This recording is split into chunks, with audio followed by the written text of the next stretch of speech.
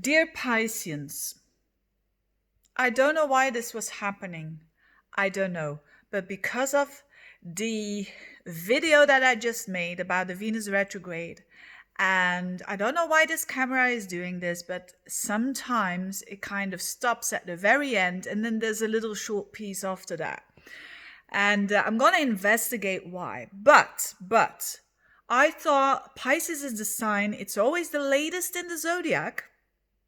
And they always, when they have those all signs videos, they always have to wait for the last one. So this is a separate one just for you, exclusively. That's why I'm doing this for my dear Pisceans. I hope you forgive me that this is another video, and I know you're not that, but where is this video? Most people then they kind of panic, but hey, it's in the description box, the link. I'm going to do that all for you, and yeah, you're gonna have a separate video about the Venus retrograde for Pisces, and I'm going to do it at least 5 minutes. Guess what? Isn't that a good thing? That's also who I am. I am, yes, very independent, and I have to do my own thing, but I'm caring. Anyway, I'm in a funny mood. I like this Mercury opposite Uranus, by the way.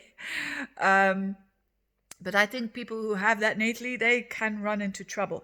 Anyway, let's talk about this Venus retrograde for you.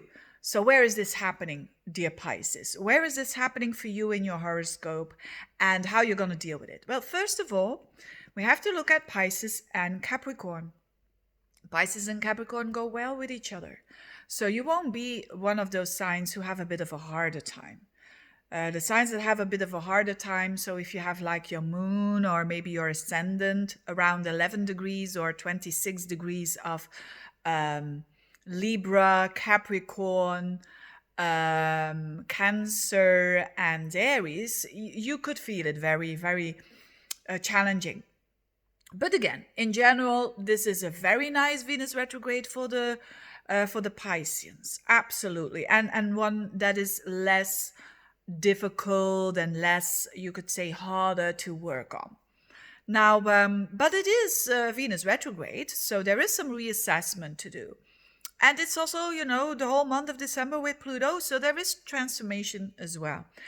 And the 11th house is, first of all, we think of friends. So there can be a friend that, and I'm thinking now about a Piscean that I know, and around that timing in December, she's one of her best friend, actually, that her almost, you could say, her bestie, right? And she's gonna move. And that is a drastic change in both of their lives because they've done everything together. I mean, everything together, I mean, sharing the good, the bad, and the ugly of life.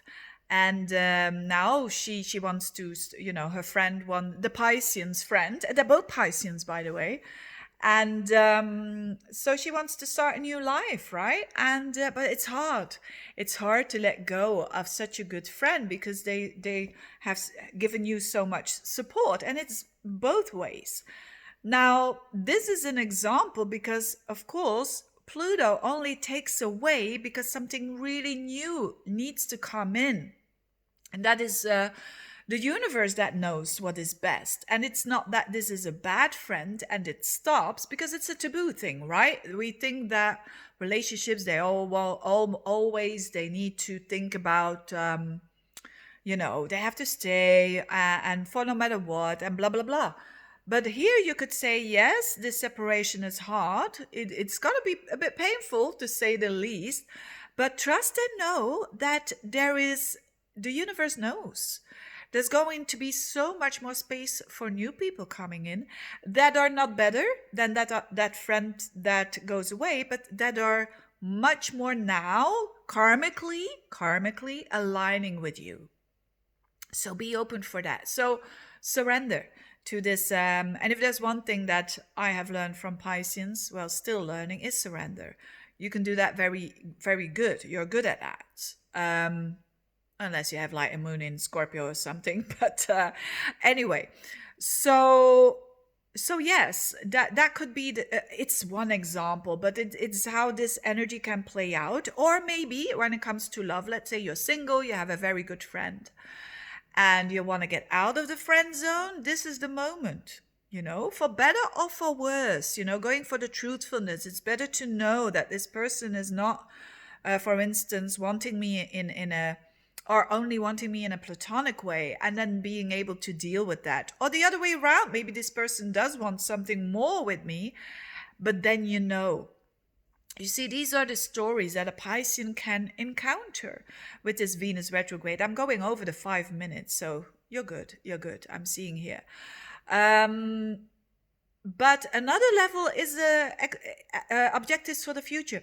So you could be having objectives for the future that, again, those that you find, oh, I need to have that objective. I always had it, and I need to have that result, and I need to do that for the future. Maybe it's better to surrender here. The other way around, maybe you have an objective that you're a bit fearful of, and oh, it's never going to happen. Take it with full force. And having fear or not, take it and see what happens. So it's actually doing the opposite sometimes of what is what you're feeling, because the feeling, when it's fear, they always say never listen to yourself when it comes from a place of fear, and I think that's true. But again, you do whatever you want to do with that, and yeah, I think it's a beautiful thing for Pisceans. I hope you have forgiven me by now. I hope you find this video somewhere on the YouTube. The Venus retrograde for Pisces, and my apologies again. And but I'm sure you're gonna forgive me. And if not, then not, right? Thanks again for watching, dear Pisceans, and all the best to you. Bye bye.